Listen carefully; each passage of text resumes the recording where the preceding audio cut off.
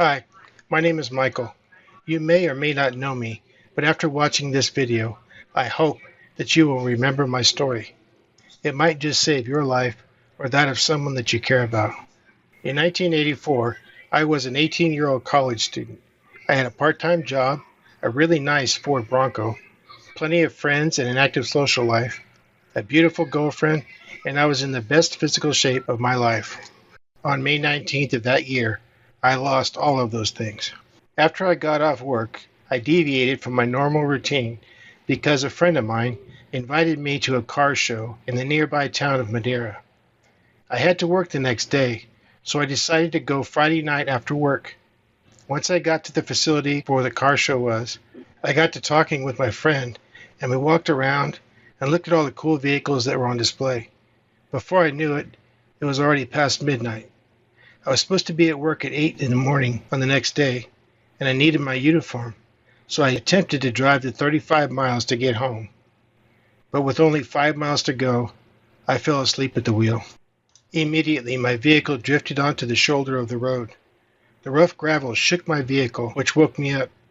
The first thing I saw in my headlights was a telephone pole coming straight at me. Trying not to hit it, I overcorrected and veered across the road. My vehicle hit a flood control embankment at about 60 miles an hour, which launched me in the air and caused me to roll over several times. The vehicle came to rest upside down, and I was hanging from my seatbelt. The last thing I remember about the accident was passing out. These are a few pictures of my vehicle after the accident. This is a four-wheel drive Bronco that was equipped with a 6-point roll cage, and I was wearing a lap belt designed for race cars.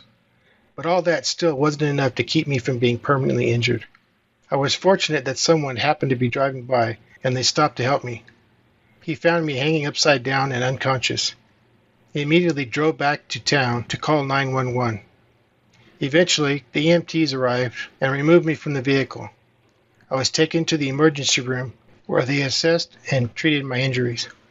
It was there that I finally gained consciousness, and for the past 31 years, I have been a quadriplegic. It could have been worse, and I was fortunate that I was alone in the vehicle and I didn't hit anyone else. Please, if you ever find yourself tired, intoxicated, or otherwise unfit to get behind the wheel of any motor vehicle, don't. Learn from my mistake. I don't want this to happen to anyone else. Here's a recent picture of me in my wheelchair. Trust me, you don't want this kind of life for yourself or someone that you care about. I hope this message hits home and that you remember my story so it never happens to you. Please pass this around on social media so my story can reach as many people as possible.